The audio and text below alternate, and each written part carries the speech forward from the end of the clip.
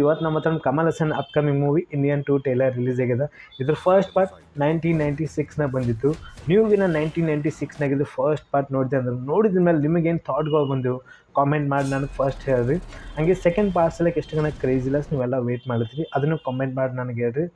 ನಾ 2003 ಆ್ಯಂಡ್ 2004 ಇದು movie song ಕೇಳಿದೆನಾ.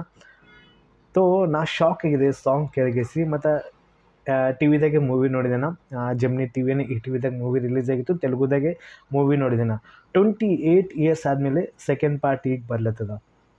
Wow, 28 years ಆದಮೇಲೆ ಅಂದ್ರೆ ಲೆಕ್ಕ ಮಾಡ್ರಿ ನೀವು. ಆ ಟೈಮ್ನಾಗೆ ಕಮಲ್ ಹಾಸನ್ ಸರ್ ಒಂದು ಬೇರೆ ಗೆಟಪ್ನಾಗೆ ಅವ್ರು ಫಿಲ್ಮ್ ಮಾಡಿದ್ರು. ಓಕೆ, ಸ್ಟೋರಿ ಅಂತ ಬೇರೆ ಲೆವೆಲ್ದಾಗಿತ್ತು. ಅಂಥ ಪರಿ ಸ್ಟೋರಿ ಈಗ ಬರ್ಲಿಕ್ಕಾಗಲ್ಲ ಫಸ್ಟ್ ಹೇಳ್ಬೇಕಂದ್ರೆ. ಅಂದ್ರೆ ಯಾಕಂದ್ರೆ ಆಜಾದ್ ಹಿಂದ್ ಫೌಜ್ ಬಗ್ಗೆದಾಗಲಿ, ನೇತಾಜಿ ಬಗ್ಗೆದಾಗಲಿ, ಮತ್ತು ಹೆಂಗೆ ಕರಪ್ಷನ್ ಮಾಡ್ತಾರೆ 1996 ಡಾಕ್ಟರ್ ಸರ್ ಅವಾಗೆ ತೋರಿಸ್ಬಿಟ್ಟಾರ. ಈಗ ಡಾಕ್ಟರ್ ಬಗ್ಗೆ ನಾವು ಮಾತಾಡ್ಬೇಕಂದ್ರೆ ಎಸ್ ರಾಜಮೌಳಿ ಆಗಲಿ, ಸಂದೀಪ್ ರೆಡ್ಡಿ ಆಗಲಿ, ನಾಗ್ ಅಶ್ವಿನ್ ಆಗಲಿ, ಇವ್ರು ಈಗಿನ ಪ್ರಕಾರ ಡಿಫ್ರೆಂಟ್ ಜಾನ್ದಾಗ ಮೂವಿಗಳೆಲ್ಲ ಮಾಡ್ತಾರೆ. ಬಟ್ ರೀಸೆಂಟ್ಲಿ ಒಂದು 10 ವರ್ಷ 12 ವರ್ಷ ಆಯಿತು ಅವ್ರ ಮೂವಿ ಬಗ್ಗೆದಾಗ ಬಿಲ್ಕುಲ್ ಚರ್ಚೆನೇ ಮಾಡಲಾಗ್ಯಾರ. ಆ ಥರ ಸಬ್ಜೆಕ್ಟ್ದಾಗ ಮೂವಿನೇ ಅವ್ರು ತಂದಿಲ್ಲ. ನಾ ಫಸ್ಟ್ನೇ ಹೇಳ್ಬೇಕಂದ್ರೆ ಜೀನ್ಸ್ ಮೂವಿ ನೋಡಿದೆ, ಭಾರತೀಯ ಮೂವಿ ನೋಡಿದೆ, ಮತ್ತು ಐ ಮೂವಿ ನೋಡಿದೆ, ರೋಬೋ 1 ಆಗಲಿ, ರೋಬೋ 2.2 ಆಗಲಿ, ಮತ್ತು ಅಪರಿಚಿತ್ ಮೂವಿ ಬಗ್ಗೆದಾಗಲಿ. ದೇಶ ಒಳಗೆ ಎಷ್ಟು ಕರಪ್ಷನ್ ಆಗ್ತಿತ್ತು ಅಪರಿಚಿತ್ ಮೂವಿ ಒಳಗೆ ಚಲೋ ಆಗಿ ತೋರಿಸಿರಿ. ಯಾಕಂದ್ರೆ ರಾಮಾನುಜ್ ಕ್ಯಾರೆಕ್ಟರ್ ಏನದಲ್ಲ ಫಿಲ್ಮ್ನಲ್ಲಿ, ಟ್ರೈನ್ ಒಳಗೆ ಏನು ಪ್ರಾಬ್ಲಮ್ ಆಗ್ತಿತ್ತು, ಮತ್ತು ಕಂಪ್ಯೂಟರ್ ಕೂಡ ಎಷ್ಟು ಜಗಳ ಆಡ್ತೀನೋ ಚಲೋ ಪಾಯಿಂಟ್ ಆಫ್ ವ್ಯೂ ತೋರಿಸಿ. ನಮ್ಮ ಧರ್ಮ ಬಗ್ಗೆದಾಗಲಿ ಹೆಂಗೆ ಕರಪ್ಷನ್ ಮಾಡಿದೆ, ಅವನಿಗೆ ಏನು ಶಿಕ್ಷೆ ಸಿಗ್ತದ, ಎಷ್ಟು ಪಾಪ ಅವ ಮಾಡ್ತಾನ ಅಂತ ಫಿಲ್ಮ್ನಲ್ಲಿ ಒಂದು ಪಾಯಿಂಟ್ ಆಗಿ ತೋರಿಸಿ. ಗ್ರೌಂಡ್ ಲೆವೆಲ್ದಾಗೆ ಎಷ್ಟು ಗನ ಪ್ರಾಬ್ಲಮ್ ಇರ್ತಾವ ಟ್ಯಾಕ್ಟರ್ ಸರ್ ಅವಾಗಿನ ಟೈಮ್ ಪ್ರಕಾರ ತೋರಿಸ್ಯಾರ. ತೆಲುಗುದಾಗ ಇದು ಪ್ರಮೋಷನ್ ಆಗಿದೆ. ಡಾಕ್ಟರ್ ಥೋಡೆ ಪಾಯಿಂಟ್ಗಳು ಮೂವಿ ಬಗ್ಗೆ ಮಾತಾಡಿದ್ರು. 6 ವರ್ಷ ಆಯ್ತು ಮೂವಿ ಬರ್ಲಿಕ್ಕೆ.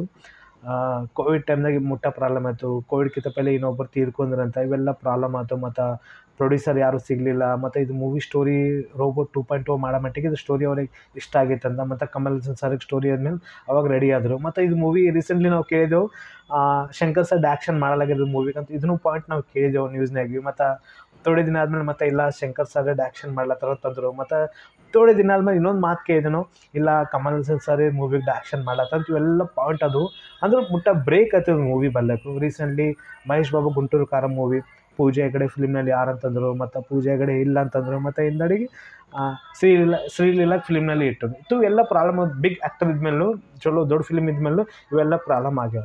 ಸೇಮ್ ಕಾನ್ಸೆಪ್ಟ್ ಅದ. ಆವಾಗಿನ ಟೈಮ್ನಾಗ ಆಜಾದ್ ಹಿಂದ್ ಫೌಜ್ ಬಗ್ಗೆದಾಗಲಿ, ನೇತಾಜಿ ಬಗ್ಗೆದಾಗಲಿ ಅದೇ ಕಂಟಿನ್ಯೂ ಸ್ಟೋರಿ ಮಾಡ್ತಾ ಒಂದು ಪಾಯಿಂಟ್ ನಮ್ಗೆ ಅನ್ಸ. ಬಟ್ ಟೈಲರ್ ಅಂತ ಎಲ್ಲಿ ನಮಗೆ ಡಿಸಪಾಯಿಂಟ್ ಮಾಡಲ್ಲ. ಮುಟ್ಟ ಕನ್ಫ್ಯೂಸಿಂಗ್ ಟೈಲರ್. ಯಾಕಂದ್ರೆ ಶಂಕರ್ ಮೂವಿ ಯಾವ್ದನ್ನ ಬಂತಂದ್ರು ಅಪರಿಚಿತ್ ಮೂವಿ ಟೈಲರ್ ಅಲ್ಲಿ, Shivaji the boss movie trailer ಅಲ್ಲಿ, Shivaji the boss movie release ಆಗಿದ್ದಲ್ಲ. ಅದು ಮೂವಿ ಒಳಗೆ ನೋಡ್ರಿ ಒಂದೊಂದು ಸಾಂಗಿಗೆ ಬೇರೆನೇ ಸೆಟಪ್ ಅವ್ರು ರೆಡಿ ಮಾಡ್ತಾರೆ. ಐ ಮೂವಿ ಸಲಕ್ಕೆ ನಾವು ಊರಿಗೆ ಹೋಗ್ಬೇಕಂತ ಪ್ಲ್ಯಾನ್ ಮಾಡ್ಲತ್ತಿದ್ದ.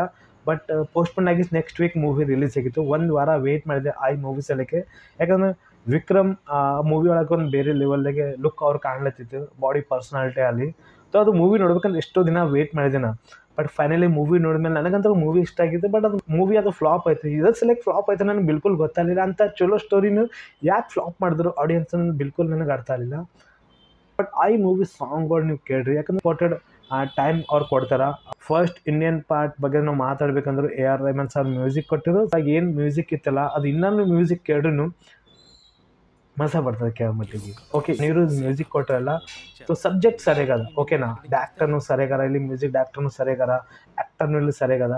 ಬಟ್ ಕಾನ್ಸೆಪ್ಟ್ ಏನು ತೋರಿಸ್ಯಾರ.